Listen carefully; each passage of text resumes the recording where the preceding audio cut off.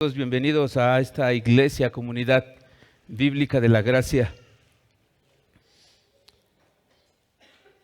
Hoy continuamos estudiando el párrafo 15 de nuestra confesión, que es del arrepentimiento para vida y salvación. Hoy estudiaremos dos párrafos, el 4 y el 5. Y con esto finalizaremos el capítulo 15. La semana pasada veíamos lo que es el arrepentimiento y cómo procede. Veíamos que el arrepentimiento es un don de la gracia salvadora de Dios. Es un don que no... ¿Y por qué es un don? No procede del corazón humano. No hay ser humano que pueda decir yo me he arrepentido, bíblicamente hablando. El hombre por su naturaleza no tiene esa capacidad de arrepentirse. Lo más que puede hacer es cambiar hábitos, pero arrepentirse es mucho más que eso. No solo es abandonar prácticas, no solo es abandonar pecado, sino mirar a Cristo como la solución a lo que Él ha hecho.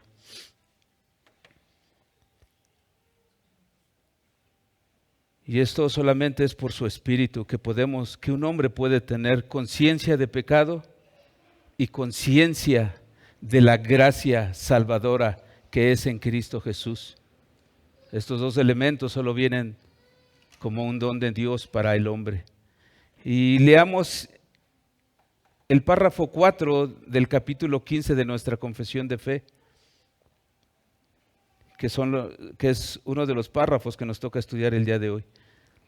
Dice así: puesto que el arrepentimiento debe continuar a lo largo de toda nuestra vida a causa del cuerpo de muerte y sus pasiones, por tanto, es el deber de todo hombre arrepentirse específicamente de sus pecados particulares que conozca.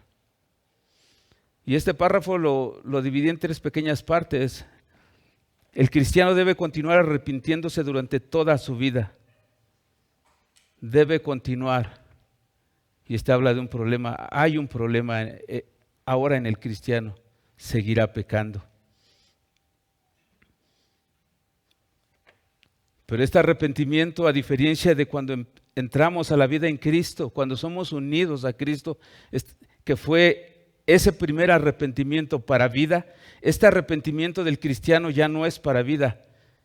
Este arrepentimiento procede porque ya el cristiano tiene vida, ahora tiene la capacidad de poder ver la ley de Dios, de poder ver el corazón de Dios cuando éste lo ofende y éste se puede arrepentir. Tiene esa gracia ya en el corazón.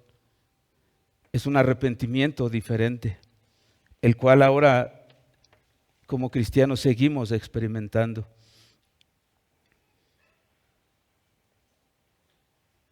Y ahora nos damos cuenta que nuestros problemas, yo creo que todos los que hemos sido unidos a Cristo, nos hemos dado cuenta que en nuestra conversión no se terminaron nuestros problemas. Ahí es cuando de verdad podemos empezar a ver la problemática con la cual batallaremos toda nuestra vida.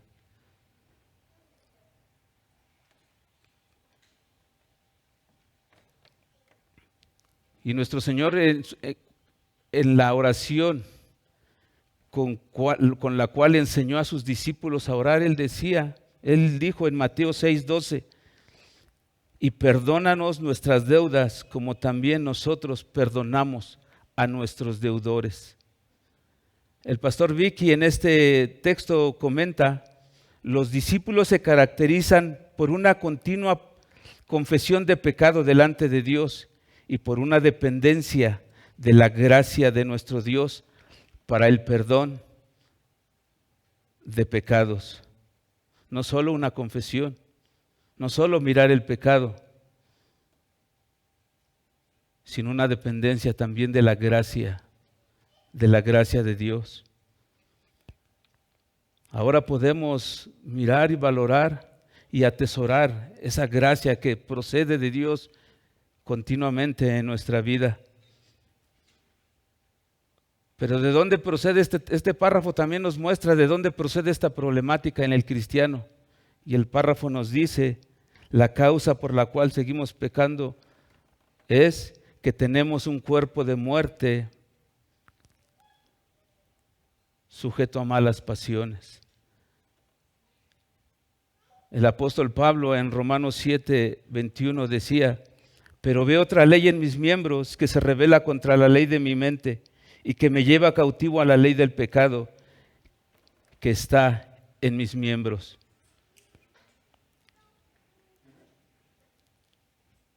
Y no voy a entrar en el debate si aquí el apóstol Pablo estaba hablando como cristiano o como inconverso.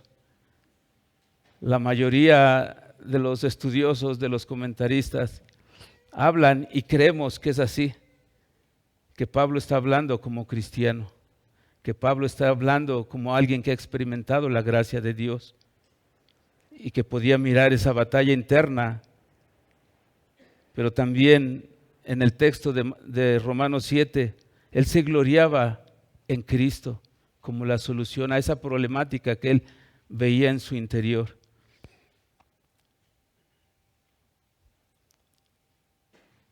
En la Biblia y en la vida todos podemos ver un ideal, lo que la Biblia demanda de nosotros. Pero tristemente también podemos ver en nuestra vida, en la vida práctica, en la vida cotidiana, que a veces estamos lejos de ese ideal y necesitamos la gracia, no para dejarnos ahí en el abandono y decir no puedo, sino para buscar la gracia de Dios para nuestra santificación avance más cada vez y podamos ser conscientes de esa obra de gracia en nuestra vida delante de Dios. Y aquí de pronto hay frustración en muchos de nosotros cuando miramos esa realidad. Pero este pasaje nos viene y nos dice que esta frustración no debe limitarnos o estancarnos. Al mirar que esta realidad es casi un general en la vida de un cristiano. Miren, saben quién era el apóstol Pablo. Y Pablo batallaba también con eso. Al ver esa guerra interna que de una manera más visible se despertó cuando él conoció a Cristo, como muchos de nosotros.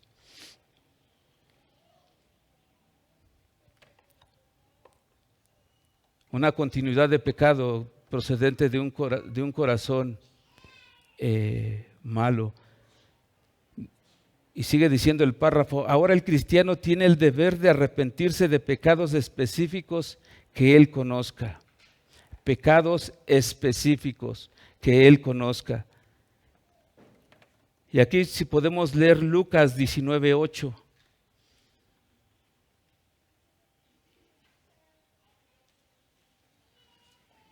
Este pasaje nos habla de Zaqueo. Y dice así el texto. Entonces Zaqueo, puesto en pie, dijo al Señor, he aquí, Señor, la mitad de mis bienes doy a los pobres, y si en algo he defraudado a alguno, se lo devuelvo cuadruplicado. La ley de la restitución.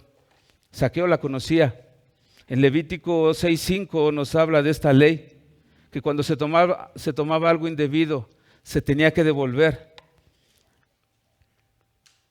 Pero se tenía que añadir una quinta parte de lo que se había tomado. Aquí Zaqueo nos muestra esa gratitud ante la misericordia de Cristo en su casa.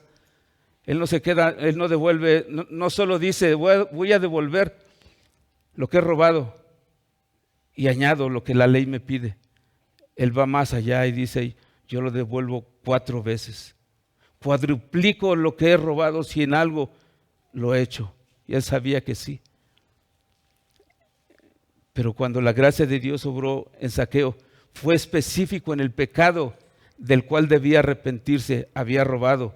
Y él dice, lo devuelvo 4 veces.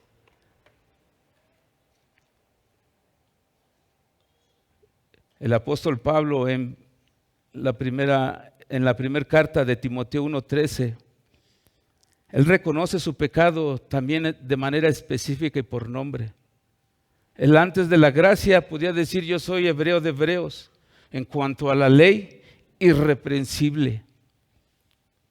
Pero cuando la gracia de Dios obra en Pablo, él dice: yo he sido un blasfemo, un perseguidor de la iglesia, un injuriador. Él se arrepiente del pecado, y el pecado en la Biblia tiene nombre, no es ambiguo. Y Pablo da los nombres de los pecados de los cuales también se arrepintió. Y aquí quiero citar la confesión de Westminster en el mismo capítulo 15, pero en el párrafo 6 que esta confesión tiene de más.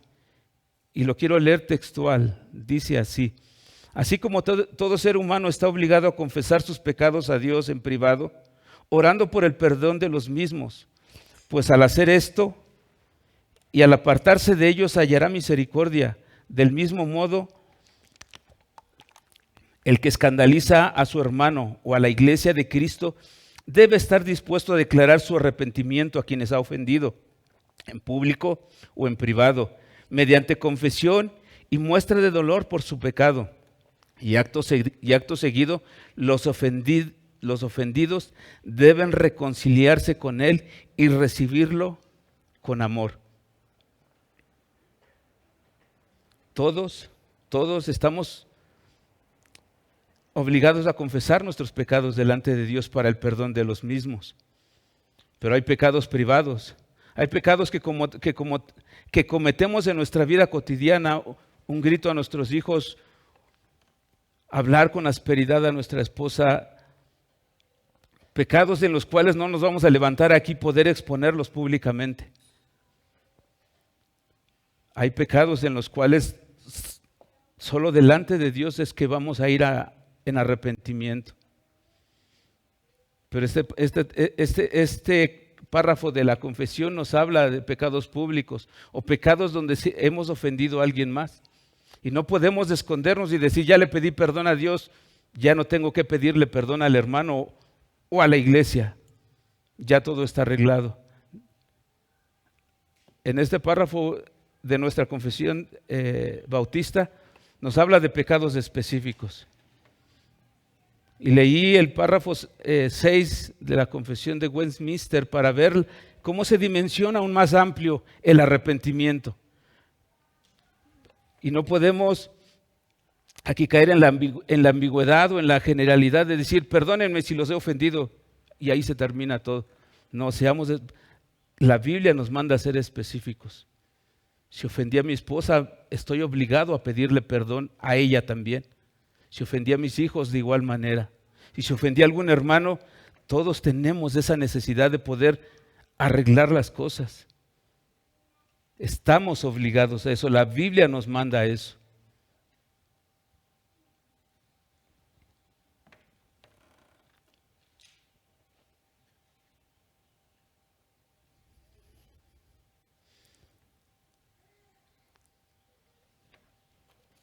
Y es la manera en la que, en el perdón que Dios nos concede, también podremos tener libertad ante aquel que ofendimos o ante aquellos que ofendimos. Y con esto cerramos el párrafo 4 y continuamos en el párrafo 5. Y está en la diapositiva, si me siguen en la lectura, dice así el párrafo 5 del capítulo 15. Está la provisión que Dios ha hecho por medio de Cristo en el pacto de gracia para la preservación de los creyentes, para salvación que, aunque no hay ningún pecado tan pequeño que no merezca la condenación, aún así tampoco hay ningún pecado tan grande que traiga la condenación sobre los que se arrepienten, lo cual hace necesaria la constante predicación del arrepentimiento.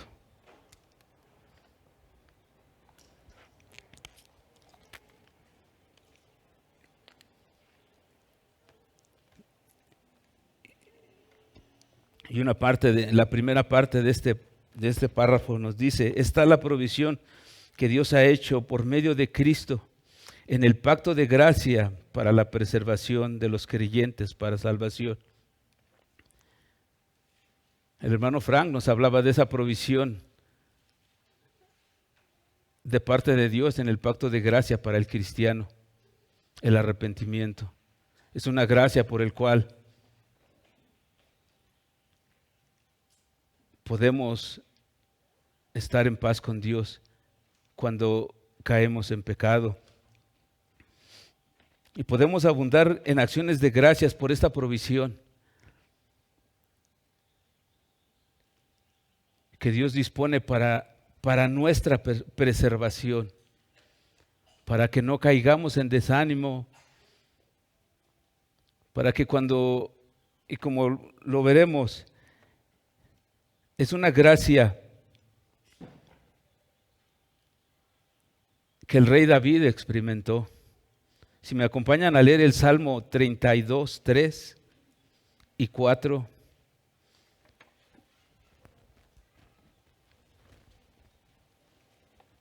Dice así: mientras callé, se envejecieron mis huesos en mi gemir todo el día, porque de día y de noche se agravó sobre mí tu mano. Se volvió mi verdor en sequedades de verano. Mi pecado te declaré y no encubrí mi iniquidad.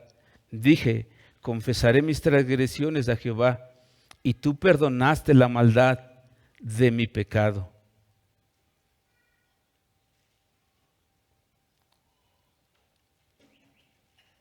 El apóstol Pedro también experimentó una situación difícil en la negación de su Señor.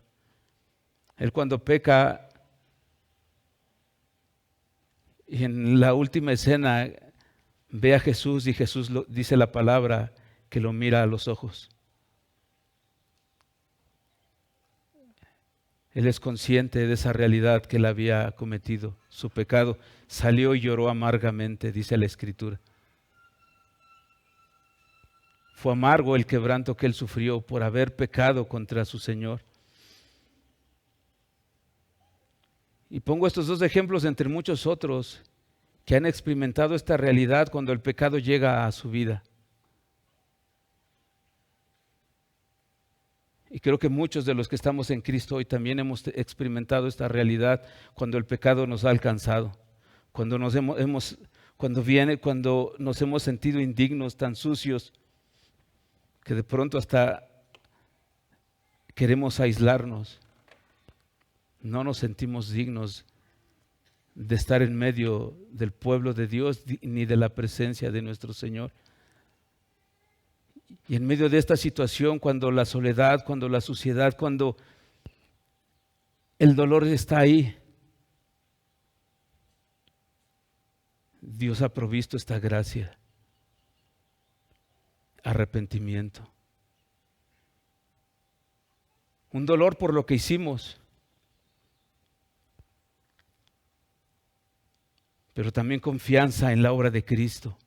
Aquí es cuando se vuelve gloriosa la obra de Cristo, cuando estamos y somos conscientes de esa realidad, como la que el rey David experimentó.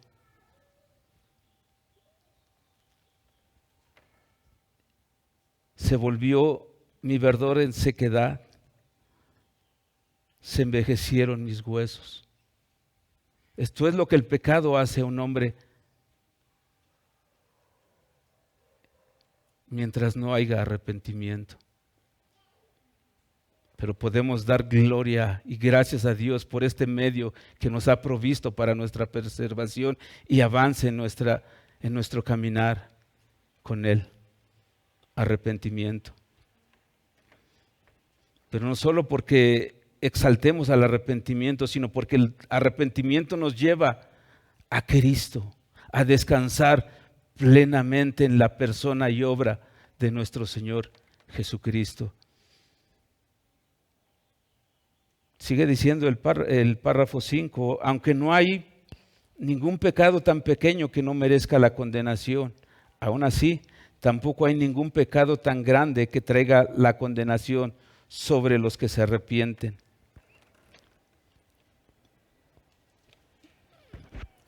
En este párrafo los escritores están dando un golpe al sistema penitencial de la iglesia romana, donde se habla del pecado venial, el pecado que no es tan grave, el pecado que no te aparta de la gracia de Dios. Casi cuando el pecado deja de ser eso, pecado, y no hay problema. De por sí la naturaleza humana minimiza muchas veces de este problema. Categorizamos el pecado y pensamos que no hay gravedad en lo que a veces hacemos, como lo veremos más adelante.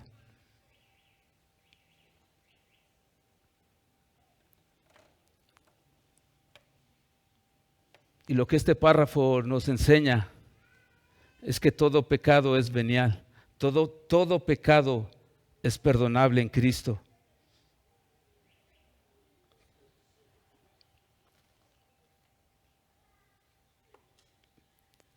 Por grande que a veces parezca a nuestros ojos.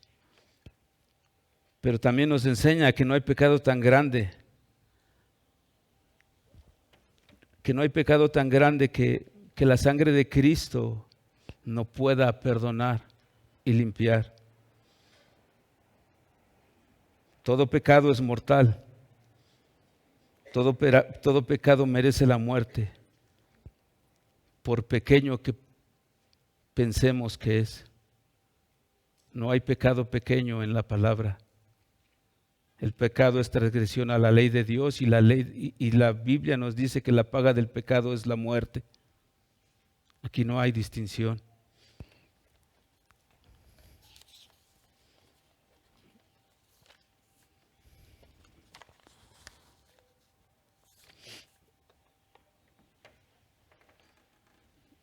Y aquí se me acompañan a leer Génesis 3, 23 y 24.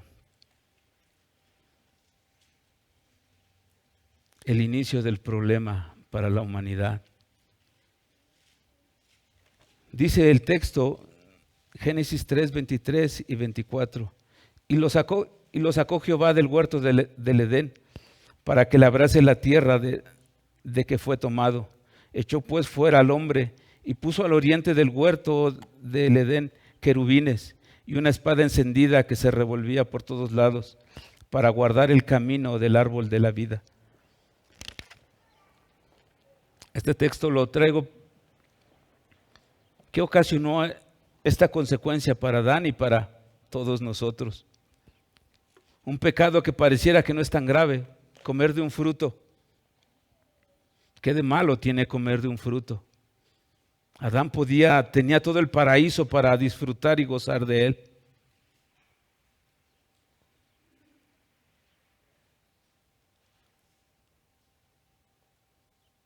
No era malo, no es malo comer de un fruto.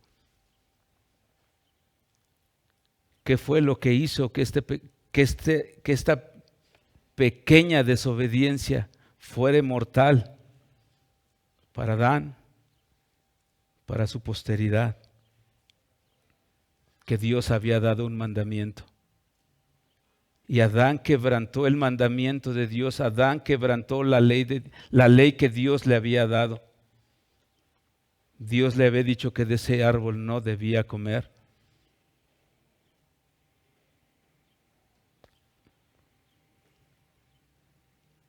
Algo que pareciera pequeño a los ojos de Dios, el pecado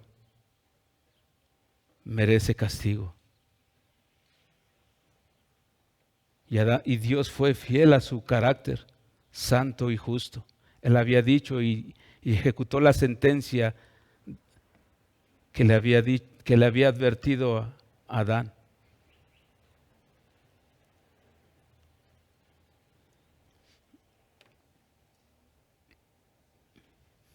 Porque Dios le había dicho que del árbol de la ciencia del bien y del mal no debía comer, porque el día que él lo hiciera, ese día ciertamente moriría. Y la historia la conocemos, creo que todos los que estamos aquí. Adán comió desobedeció y la consecuencia fue la muerte. Y este pasaje lo cito porque cuántas veces nosotros hemos minimizado nuestros pecados. Creemos que no son tan graves, pensamos que son tan insignificantes para que Dios los tome en cuenta. Los medimos con base a lo que sentimos, con base a lo que nuestra conciencia nos dice.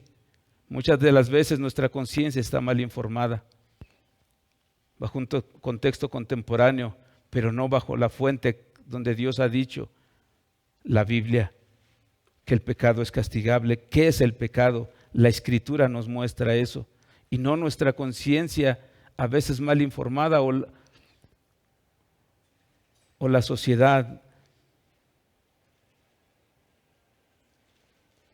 Y aquí quiero citar al pastor Paul Tripp en un comentario que él tiene. Cito: estoy convencido de que muchos de nosotros hacemos esto más seguido de lo que pensamos. Minimizamos el peligro de lo que Dios llama peligroso. Cuestionamos las necesidades de los límites que Dios establece y al ser enfrentados con nuestro pecado, argumentamos que no es tan malo como parece. Cada día en alguna situación o relación somos tentados a pensar que somos más inteligentes que Dios. Sin el rescate de la gracia, todos somos sabios, todos somos los sabios más necios que nos dirigimos al peligro que no podemos ver.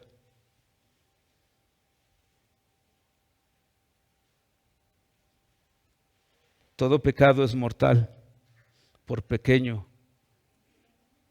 que parezca a tus ojos.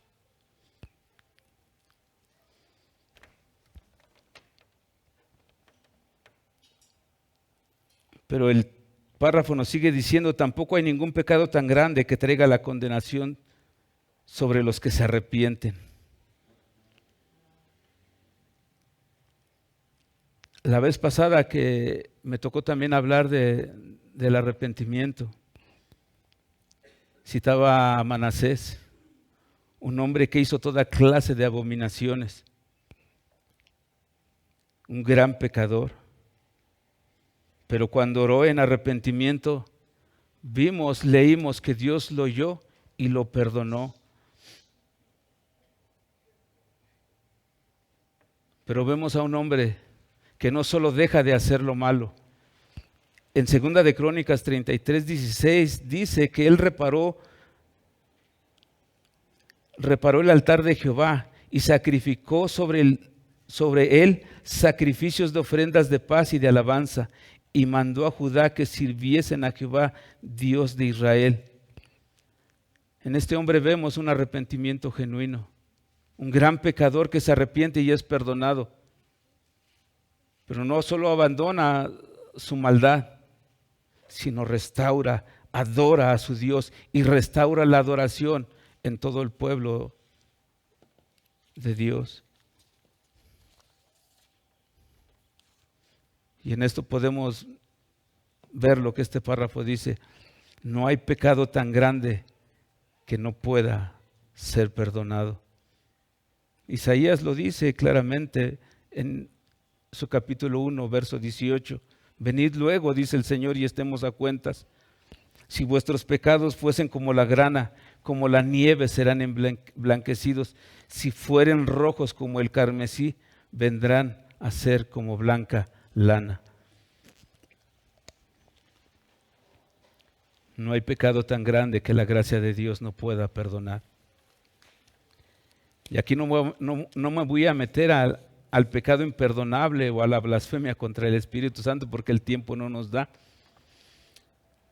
Porque ese es otro tema. Pero yo creo que aquí muchos de los que hemos experimentado la gracia de Dios hemos sido tentados a decirle a Pablo: yo soy el primero, mi bajeza fue tan ruin que he sido un gran pecador. Y cuando oyes a los pequeños también hablar de su pecado y su arrepentimiento, una mentira, una desobediencia, cómo los aplasta en dolor ante Dios. de que pecaron contra su Dios y que son dignos de muerte. Un pequeño de 8, 7 años.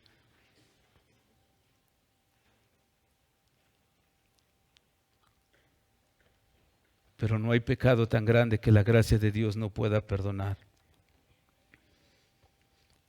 Y la última parte dice del párrafo, por lo cual es necesaria la constante predicación del arrepentimiento.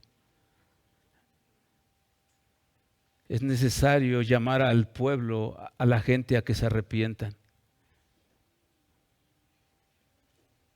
Hay falso arrepentimiento. Mucho de donde salimos muchos de nosotros pensamos que nos habíamos arrepentido. Cuando llegamos a la Escritura, a la doctrina bíblica, nos hemos dado cuenta que solo había remordimiento por lo que habíamos hecho, pero no había una plena confianza en la obra de Cristo. Cristo nos había revelado como esa solución a lo que nosotros habíamos cometido. Y de acuerdo a este párrafo 5, hoy la gente casi por lo general piensa que es buena persona, no le hace gran mal a nadie, no es tan malo, sus pecados no son tan graves, pero este párrafo ataca eso. No hay pecado tan pequeño que no merezca la muerte. No hay pecado tan pequeño que no merezca la muerte. Pero también para aquel que está tribulado y que sabe que es un gran pecador y que piensa que no hay perdón para lo que él ha hecho, este párrafo es de aliento para ti. Sin derramamiento de sangre no hay remisión de pecados. La sangre del Hijo de Dios se derramó para perdonar todo pecado.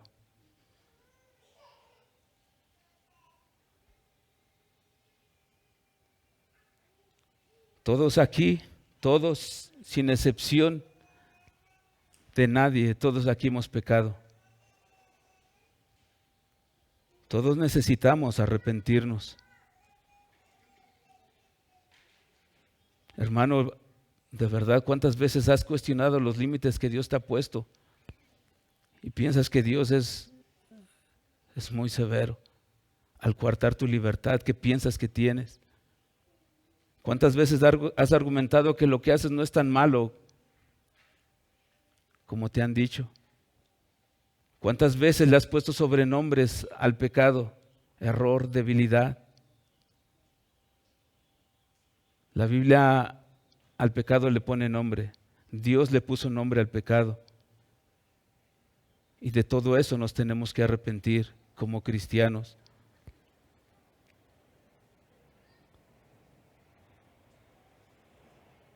Y vimos que la Biblia habla de pecados específicos, de los cuales nos debemos arrepentir. Y no solo abandonarnos, sino refugiarnos en Cristo. Pero también aquí hay muchos que necesitan experimentar el primer arrepentimiento, el que es para vida.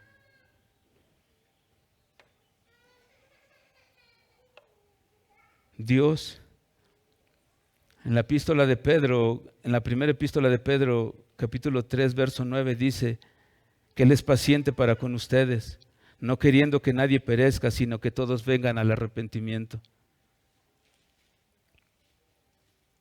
Mira a este Dios que ha sido paciente para contigo, no quiere tu muerte. Hoy hemos hablado que los pecados pequeños también merecen la muerte.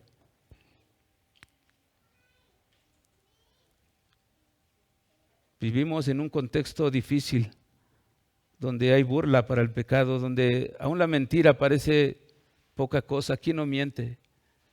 Mentiras blancas, mentiras piadosas a veces se les llama. Pero ¿qué dice Dios de la mentira? De ese pecado que parece ya tan insignificante el día de hoy en el mundo y tristemente a veces entre nosotros. ¿Qué dice Dios de esto? Dios dice que es grave, demasiado grave. Tanto que en Apocalipsis dice que los mentirosos tendrán su parte en el lago que arde en fuego. La mentira te acerca más a la paternidad de Satanás, porque la Escritura dice que Satanás es padre de toda mentira. Mira la gravedad de un pecado que hoy parece tan insignificante.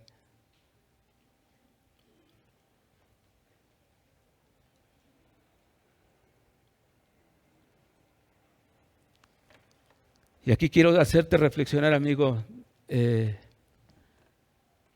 cuando miramos juicios y vemos que van a dar veredictos, hay tensión. Tristemente muchos hoy, va a llegar un día en el cual Dios va a dar un veredicto para ti, un día en el cual Dios te juzgará con justicia. Y se emitirá un veredicto inocente o culpable, justo o injusto. Pero aterra que muchos de los que están aquí, muchos de los que están afuera, esperan resolver la resolución de ese veredicto cuando pasen a la eternidad. Piensan que Dios no los va a juzgar, que Dios no es tan severo, que Dios tendrá misericordia. Piensan definir en ese momento su eternidad. Y Dios te ha dado esta vida, te ha dado momentos como este. En este púlpito una y otra vez se te ha llamado al arrepentimiento, se te ha mostrado la obra de gracia en la cruz del Calvario. Dios llamándote al arrepentimiento una y otra vez.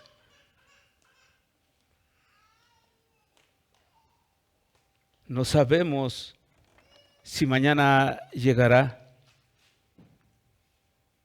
Si mañana estarás de pie.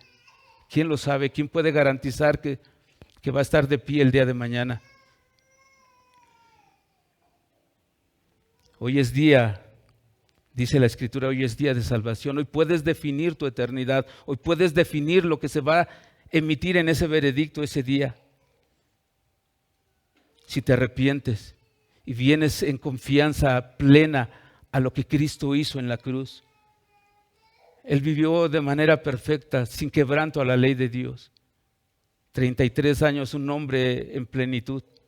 Cumplió la ley de Dios a cabalidad, no se halló mentira en su boca. Perfecto en todos sus caminos. Esa es la gracia que Él ofrece para el pecador, una vida perfecta. Que cuando tú vienes en arrepentimiento, en confesión de tus pecados, en estar de acuerdo con Dios, tú llamas pecado a la mentira, tú llamas pecado a esto que hago. Estamos de acuerdo y la confesión es de verdad subirte al banquillo de los culpables y decir, soy culpable, perdóname. Hoy puedes hacerlo, amigo. Hoy puedes hacerlo. No esperes a mañana, hoy es día en el que puedes cambiar el rumbo de tu vida y de tu eternidad. No tienes que esperar a mañana.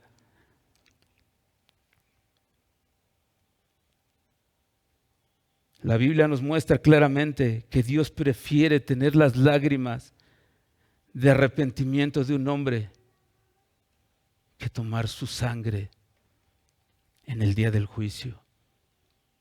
Dios se deleita en la salvación, pero cuando ves el juicio, no ves a un Dios que se deleite en eso. Él tiene que aplicar lo que Él ha dicho. Pero la Biblia no dice que Dios se deleita como se deleita cuando alguien se arrepiente y es recibido.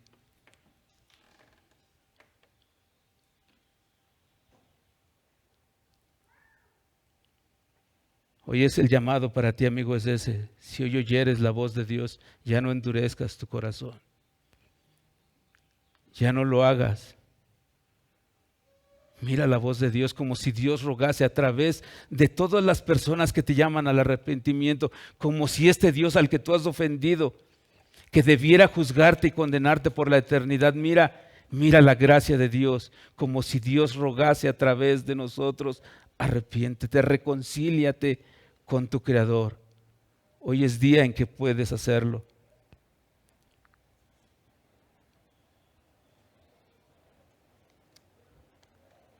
me acompañan en oración.